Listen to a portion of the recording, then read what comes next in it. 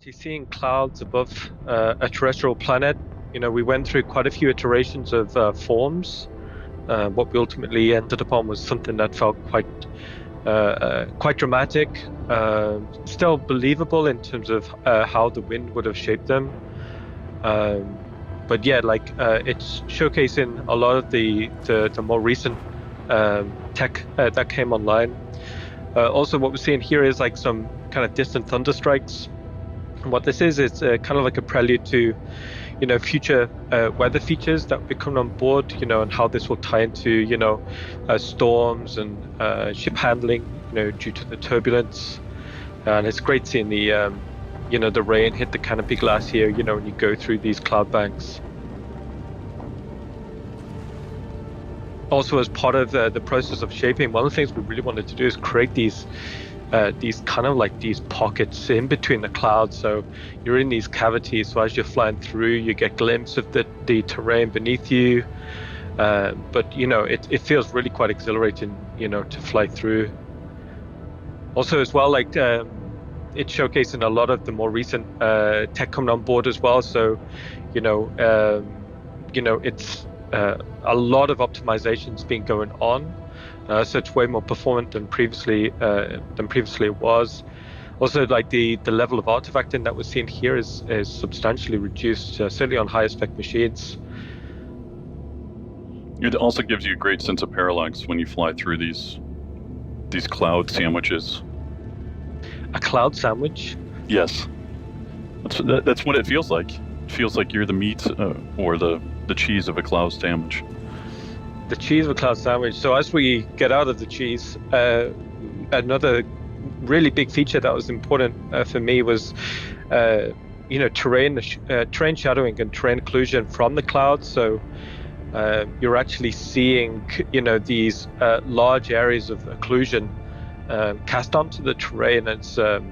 It just adds that depth. It just adds that believability to what we're seeing in the frame. And when you see these dark overcast clouds and they're hovering above the mountains, it finally completes the frame.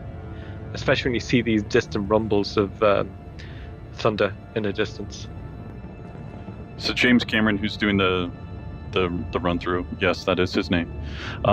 He will be taking us down to the outpost. The goal for us is to basically make 50 of these, whether they're inhabited or derelicts or even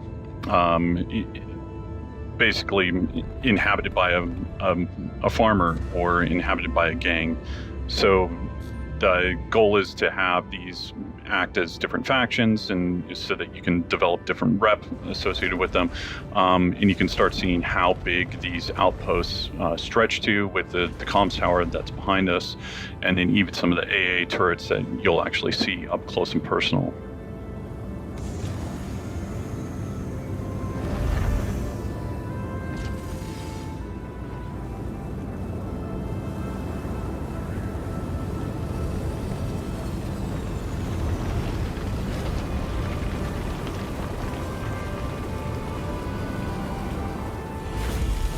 That was a really good approach from James there. Good landing. That was a good solid 3 out of 10. 3 out of 10. Jeez. Ian's a tough grader. Yeah, I'd go 6 at least.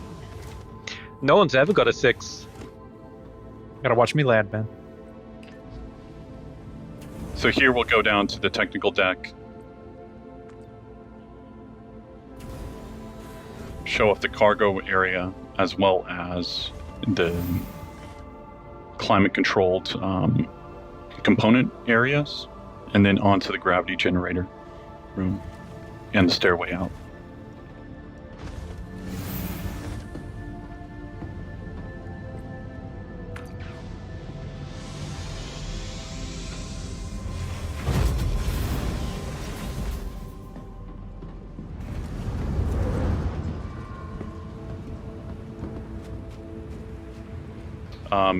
So you'll be able to learn more about the ship in one of the later panels that we have with Ben, Paul, and John. I think the team did a great job on this. I think this is one of my favorite skins. Yeah, Yeah, they did a new skin, just something that felt a lot more, suitable for Pyro. But you can see how it feels suitably worn and weathered, to fit into these climates. And what we're seeing here is first boots on the ground, on Pyro. I think it looks great, especially in contrast to what we're seeing here is like actual AI on the terrain, walking about, going about their business. And is that an AA turret there? It is. And radio comms towers and all these other elements that we want to make sure that are interactive for the player and allows them to go and explore or use to their advantage. We want them to be able to interact with these different items. Here you can see various outpost modules, to the right there, we've got the garage unit. You can see the infrastructure on the roof. But this large, beautiful, archway here kind of signifies, the main entrance, the primary entrance to the main social module.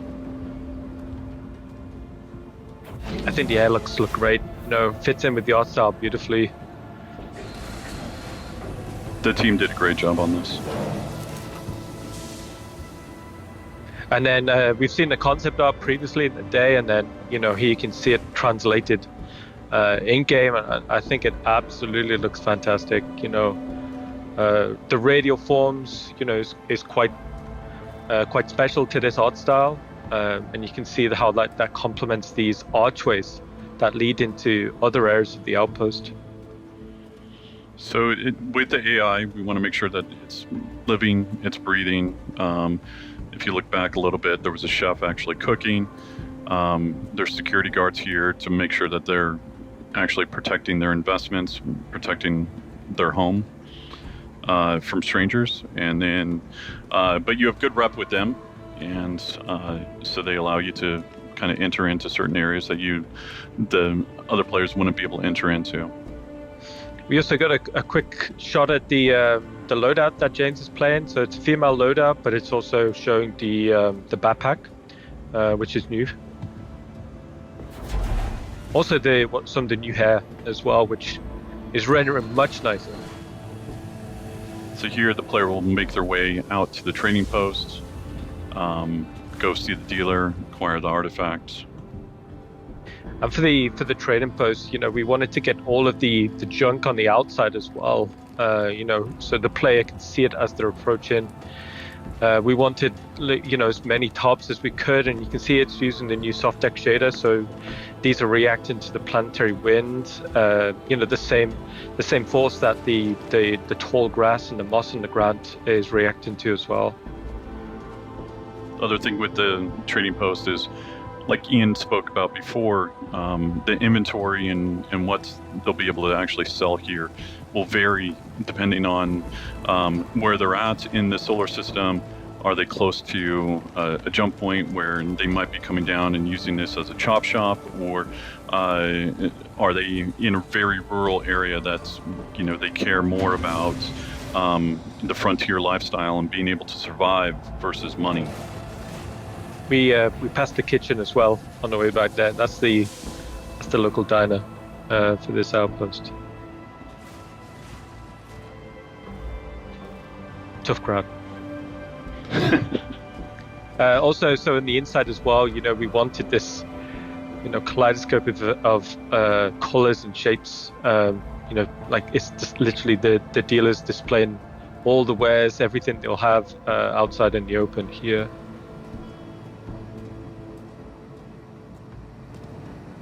Well, welcome. Take a look. I'm sure I have what you want, and if not, I'll have something just as good.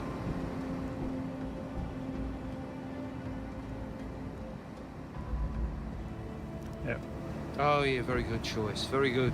So after 5 million credits of disposable income, we get our first look at the Hadesian artifact, which is obviously going to be what is sort of a super rare thing that you'll hopefully be able to start finding in the galaxy, which is sort of, if you're familiar with the lore of Hades, was an old civilization that destroyed itself. So somehow this trader has gotten their hands on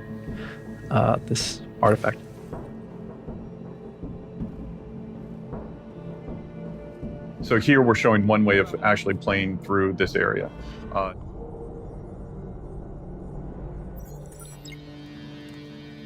So here we're going to run it back a little bit and show off a different way of entering into the trading post. This is a little bit more straightforward versus in demo 1 we took a side route through the social area. So yeah, this is just some additional warehouse space that the trading post would have, and you can see it will lead directly onto this courtyard. And for the keen-eyed people, you'd see that the barbecue's still not been eaten yet. The grill master would be fired. Yeah. Still full of wieners.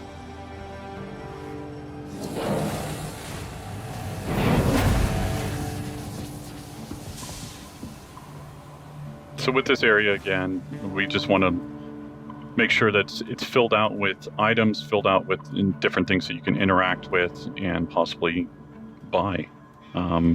It's like Dave said in the beginning, we want the stores to feel different here, but it's still making it feel believable. Quick reference to some additional traversal areas there on the right when we came in. Well, welcome. Take a look. I'm sure I have what you want, and if not, I'll have something just as good. Yeah. The guys had a lot of fun dressing these areas. There's a lot of storytelling going into it. So here we decide not to pay the price. And we don't mind losing reputation with the faction, and decide that we're going to take the artifacts through betrayal. Just take it. Straight into the backpack. So here we've got different routes for the players to enjoy and to use to flank and also navigate around. So each area will have different secondary and tertiary routes of navigation. James was really just trying to scare him there versus actually kill him. That was intentional. Good shot, James. You could also, if you notice real quick, there was the civilians are actually cowering as opposed to fighting, which is you'll see another coming up. But it's super cool. So again, here the player will have the choice, do they actually want to interact with the civilians, or, does their conscience get better of them? I think James made the right choice there. He was nice, yeah. One of the things when we was playtesting this a lot is when you see the enemy AI kind of fanning out across the terrain like that, it's fantastic to see. It feels really great. Just seeing the base start to wake up to you and actually trying to exfiltrate. Also, I know it's under combat stress, but that yellow grass just looks fantastic.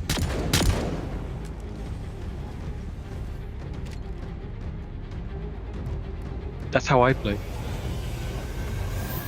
So here, James just wants to get out real quick.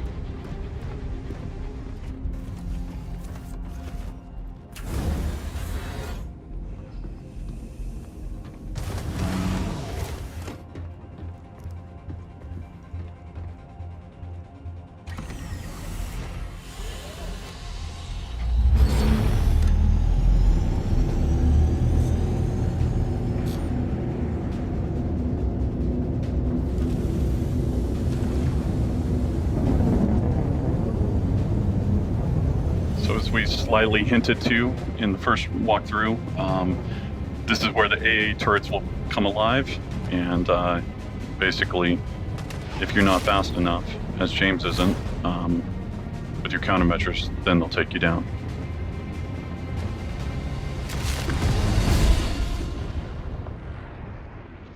Last walkthrough, since you're all by yourself, we wanted to show the player take a stealthy routes versus if you were with friends, you could go in guns blazing. But this allows the player to come in, access the the outpost from a different side than what we've shown.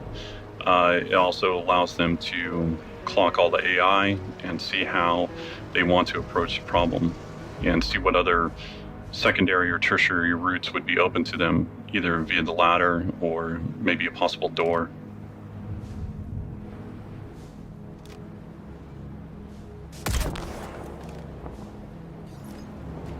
Good night. That was a great shot.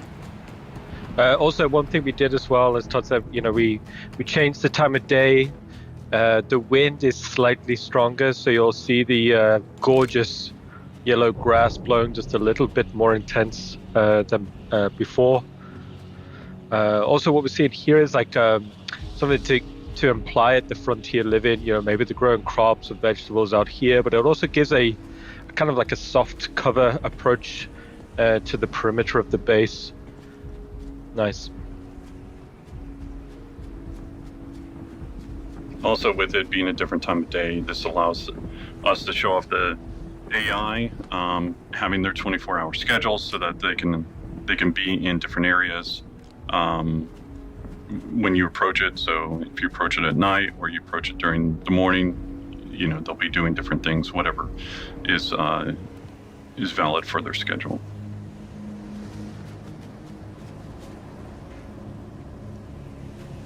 That door's locked, so there's no going through that way. But what James does actually see here as he's scouting out the next AI is, just checking the roofline. But as I said previously, we wanted as many kind of like views in to the base as possible. Just so the player can continue to keep context of what's inside. But also when you're inside, it allows the player to have context of where they're at within the actual outpost. And that was a great shot. The AI fell beautifully on the already called out beautiful yellow grass and moss. Also, as James is looking back, what he's doing is actually making a mental map of possible routes, possible advanced traversal routes on top of the outpost.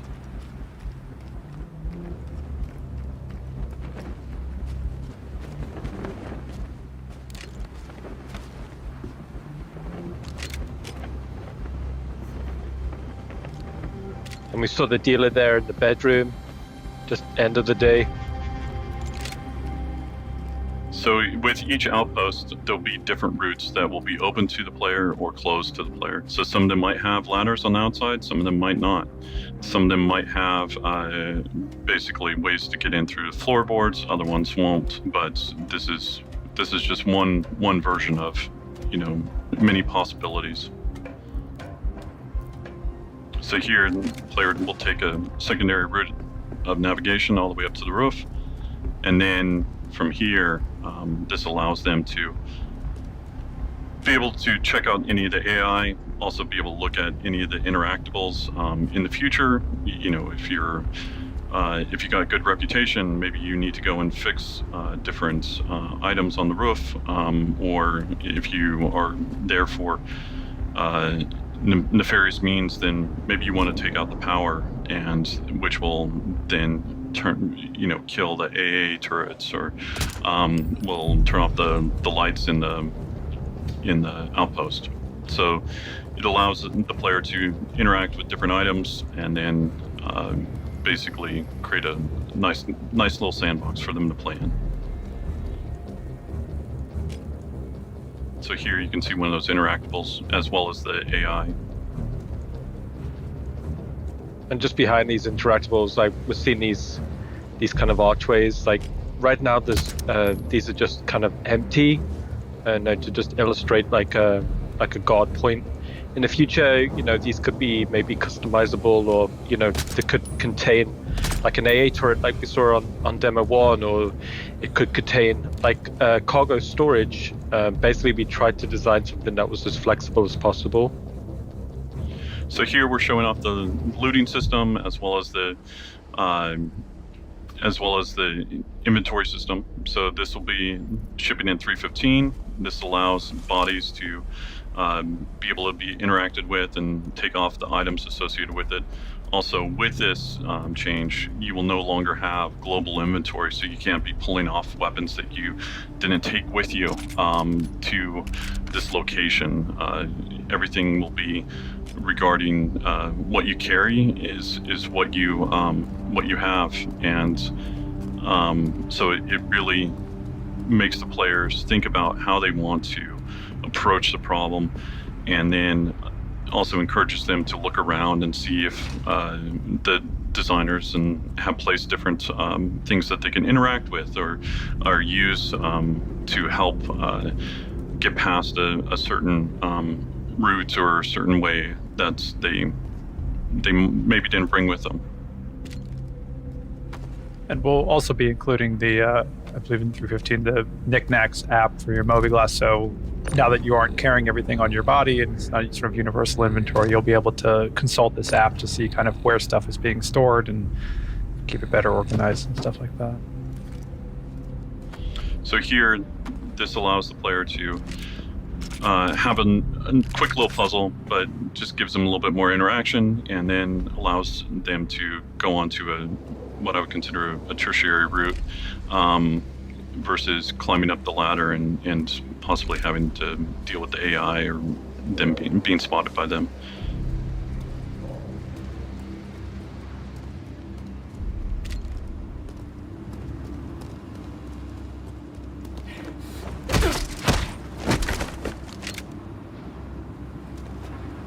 Also, I think the team did a great job on the planet as well as the outpost.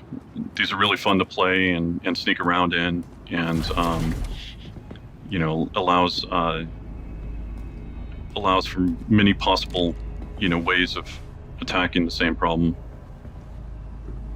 What we're seeing here is like James is actually getting up onto through one of these like rooftop storage modules, and it's given like the highest point in the base. So from here, you can actually make probably the most informed decisions on how to approach the next problem. We're seeing this guard routine here, and then ultimately throwing an item to distract the guard.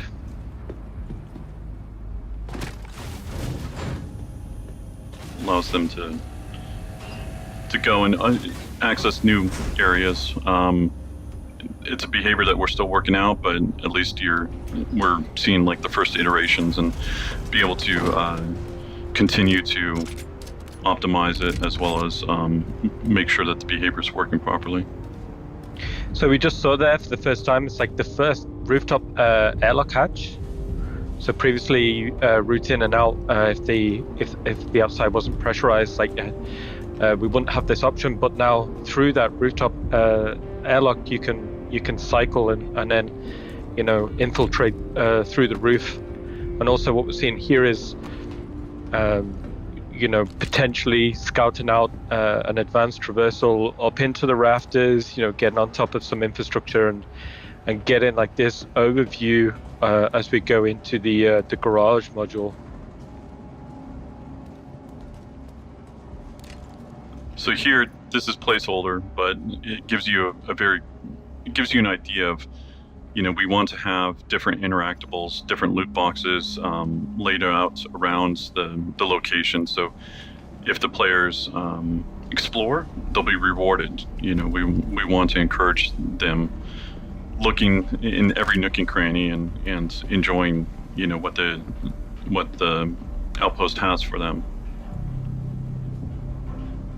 And one of the things that's interesting is these garages won't be vehicle spawn points, so it's not like a big kind of like pad in the middle, but it's more like if you want to have your vehicle there, you got to drive it in and park it. So here you can see a variety of vehicles just laid out how the player would have just parked them. Just gives a much more believable and realistic design.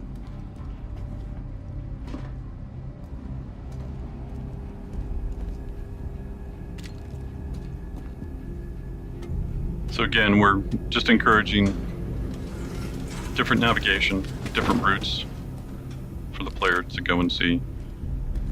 Over to the left, back there was a possible way of going into floorboards or going underneath the outpost. Again, those will be opened up or closed off based off of just how we want to build the outpost. Not every one will be built the same. Our philosophy for these are to make sure that each one of them feels unique, and this is just one way of us customizing it and making each one feel different. And so the player won't always be used to the same route. So here, again, we're using the inventory system. We allow the players to go in, and if you take out a certain AI, they might have different tools or different notes or different items that you'll need in order to solve your mission. Interestingly, when we was designing these spaces, we knew we wanted these internal airlocks, but we knew we needed some sort of like view, like porthole on them, just so before you commit through, before you cycle, you can just double check to see if there's any bad guys on the other side. So we got some ragdoll bugs. I guess it wouldn't be a Citizencon without any sort of issues or bugs.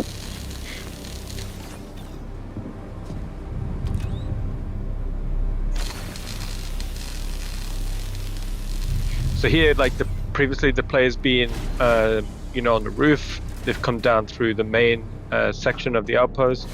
But here, what the players doing is they're going to the underfloor section. So these are vents, but they're more like subfloors. So they're meant to feel very dark, very minimal, but you're actually seeing the foundations of these outposts. So inside here, it's the player will need to kind of work out how to navigate through them. It's very much like a torch-based experience, and then within here, what the player can actually do is work out roughly where they are in relation to what's upstairs. And what you're seeing here, like this light bleeding down through, you can kind of make informed decisions, or okay, that's where that AI was, or right now the player is just underneath that main social space. So if you think back, like that was that guard in the beginning, just next to the kitchen counter. But we've intentionally made these spaces not necessarily like very easy to navigate, because there wouldn't be a lot of light down here. The player would have to follow, for example, like James is following the blue wire here, making a decision to like, hey, if I follow that blue wire, I'm probably going to get to something interesting, or a point where I can actually, exit this subfloor space and get back up above. And what I like about them is basically just the claustrophobic feel of it. And then obviously the addition of possible secondary or more advanced navigation, so either going into prone or just going full crouch.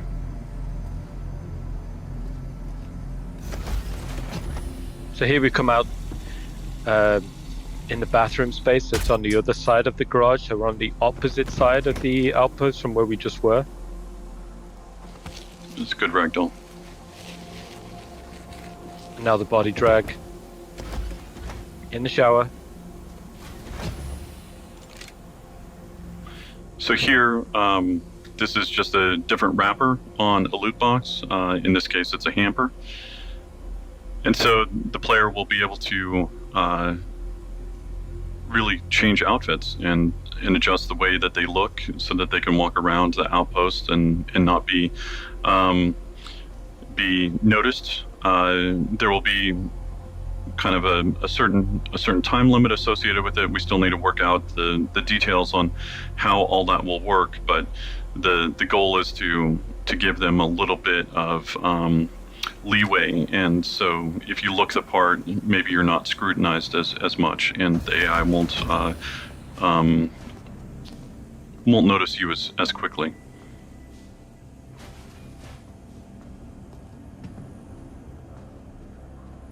So here we can see back into the social space, but this time on the other side. And then this door will lead directly into the habitation room that we saw previously on the outside. Speaking of fun ragdoll physics. That was a great one. So here, the player decided to take the dealer out instead of actually figuring out how they could open up the safe. So they're going to have to look around the room. They're going to have to interact with the body and possibly see, is there a way for them to actually open it? In other cases, maybe the safe will be hackable in the future, and in some cases it won't be, and then you'll need to figure out a different way of actually opening it.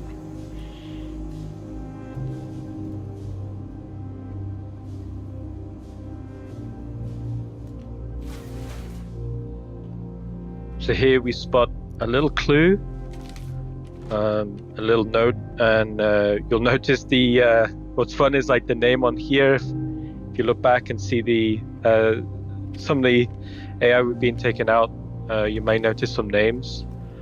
So here's the clue for the player. But one of the coolest things for me here is the player is holding an item with the clue, and while holding the item, they can seamlessly interact with another item to solve a puzzle. That's awesome. And then here we got a little bug.